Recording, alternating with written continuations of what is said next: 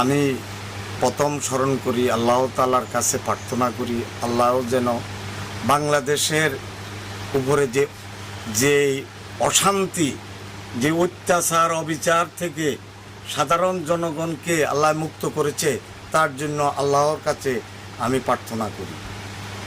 আমি স্মরণ করি বৈষম্য ছাত্রীরা সারা বাংলাদেশে অত্যাচারের বিরুদ্ধে যেভাবে রুখে দাঁড়াইছে, যারা শহীদ হয়েছেন তাদেরকে আমি স্মরণ করি। আমি স্মরণ করি আমাদের ছাত্রদল, যুবদল, বিএনপির অগণিত নেতা আজকা দুনিয়াতে নাই, তাদেরকে শহীদ করা হয়েছে।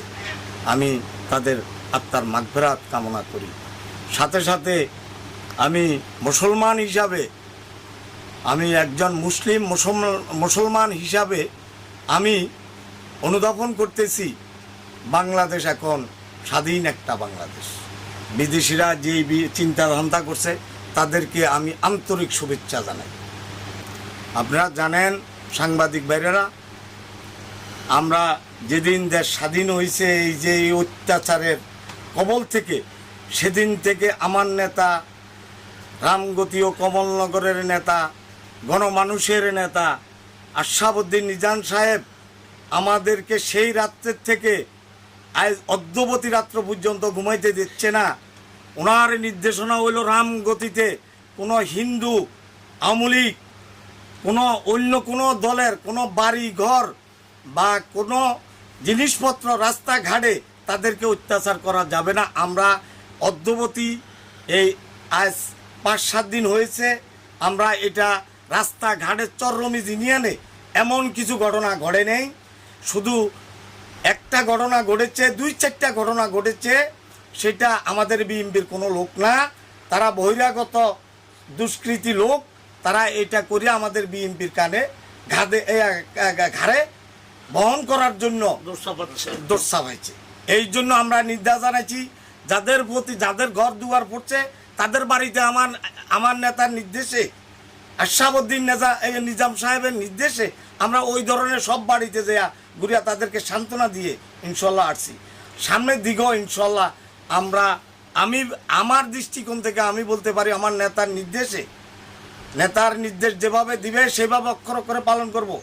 নেতা নির্দেশ দিয়েছে আমাদেরকে যে হিন্দু, মুসলমান, আমলিক, বিএনপি, মুসলিম লীগ সবাই যেন ভাই ভাই হিসাবে আমরা নতুন একটা দেশ গড়তে পারি, সেই জন্য সামনের দিকে আগে যাওয়ার জন্য আমাদের আগামী দিনের প্ল্যানগুলি হচ্ছে আমাদের নীতি নির্ধারক কমলনগর ও রামগতির নেতা আশরাফুদ্দিন নিজাম সাহেবের নির্দেশে আমরা এখন আমলিকের যারা এই অত্যাচার অবিচার করেছে, যারা জুলুমবাজ, ডাকাতবাজ, এদেরকে সাধারণত আমরা ক্ষমা করে দিচ্ছি।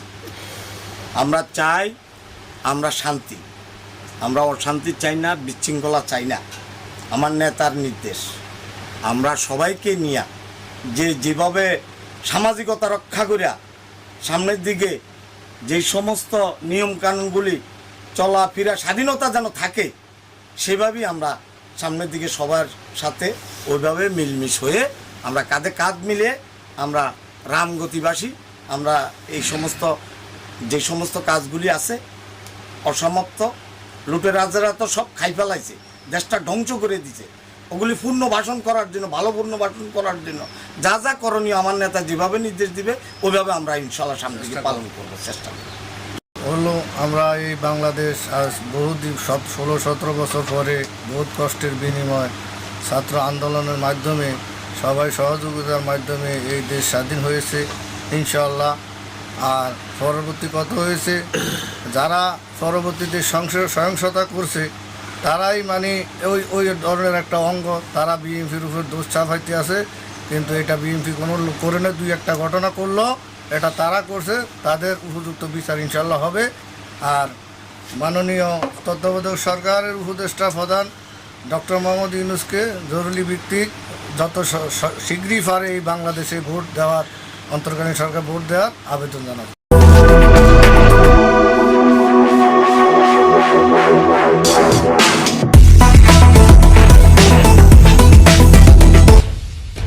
স্বাগতম সংবাদ।